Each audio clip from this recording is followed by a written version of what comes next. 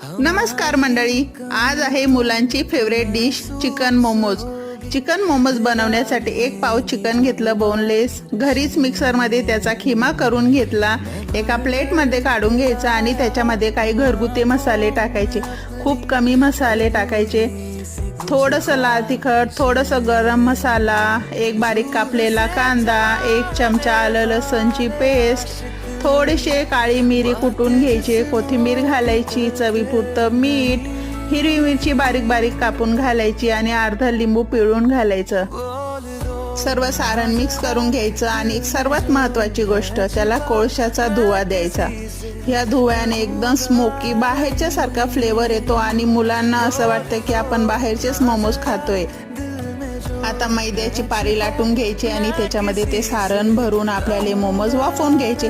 तुम्ही मोमोज कोणत्याही आकाराचे बनवू शकता। गरम गरम